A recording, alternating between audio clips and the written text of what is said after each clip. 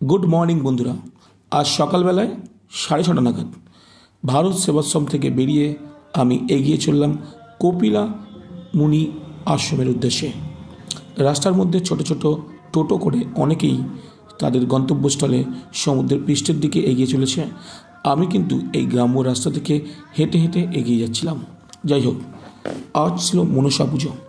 বিভিন্ন জায়গায় মানুষের আগমন চোখে পড়ার মতন, আর অনেক জায়গায় মাইক দিয়ে সেই মনসা মঙ্গলের চণ্ডীপাঠ শোনা যাচ্ছে।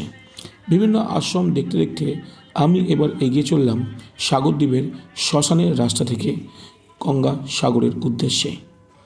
নতুন একটি ব্রিজ নির্মিত করা হয়েছে। এই রাস্তা সোজা যাবে শ্মশান, আর তারপরে ঝাউবন, এবং তারপরেই থাকবে সমুদ্র। অনেক নৌকা এখানে রাখা আছে চাকা দিয়ে। একজনকে জিজ্ঞেস করলাম, ওনারা বলল নৌকাটা সারাই করার জন্য চাকাটা লাগানো আছে। যাই হোক, ঘন ঝাউবন, অনেকটা দীঘার ঝাউবনের মতন। এবার এখানে দেখলাম যারা মাঝি তাদের নিজেদের নেট রেখে চলে গেছে, আর সামনে এগাতে বিস্তৃত জলরাশি সমুদ্র গঙ্গাসাগরের। আজ একটু মেঘলা, তাই সূর্য ঠিক মতন উঠেনি।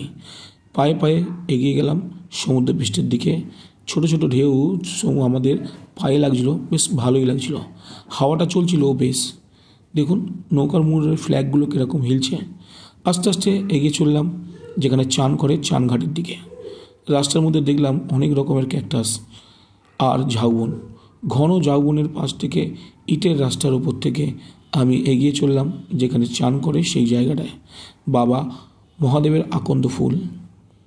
এবার 2 নম্বর ঘাট থেকে আমি এগিয়ে চললাম যেখানে চান করা হয় সেই জায়গাটায়। দুপাশে লোকাল লোকরা জিনিসপত্র নিয়ে বসেছে। সামনে এগাতেই এক পুরোহিত মশাই আমাদেরকে দিয়ে পুজো করালো এবং অভিষেক করালো মহাদেবকে। তারপর আমরা ধীরে ধীরে এগিয়ে গেলাম সমুদ্র পৃষ্ঠের দিকে। আমাদের আগেই এখানে অনেক লোকজন ছিল, তাই আমাদের খুব একটা ভয় লাগছিল না।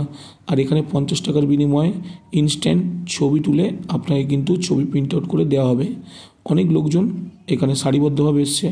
আর চান করার পর এই চানাগারে আপনারা কাপড় জামা চেঞ্জ করে সোজা এগিয়ে যেতে পারেন কপিলা মুনি ঋষির আশ্রমের দিকে। খুব সুন্দর চওড়া রাস্তা, রঙ্গরঙিন বর্ণময়। সামনে এক ঝাঁক পায়রা। এগিয়ে চললাম মন্দিরের ভেতরের দিকে। মন্দিরের সামনেটা দেখে একবার চোখ বুলিয়ে নিলাম। ওপরে একটি ধ্বজা আছে। এবার আমরা এগিয়ে চললাম মন্দিরের ভেতরে। মন্দিরের ভেতরে যাব কি, এখানে কিন্তু ফোন নিয়ে যাওয়া নিষেধ, তাই আমি বাইরে থেকে ছবিগুলো তুলে আপনাদেরকে দেখালাম। এক সাইডে গঙ্গামা, মধ্যখানে কপিলামুনি, আর এক সাইডে রাজা সাগর। এই 3 জনের মূর্তি কিন্তু এখানে আছে। তাছাড়া ভেতরে আরও অসংখ্য দেবদেবীর মূর্তি রাখা আছে।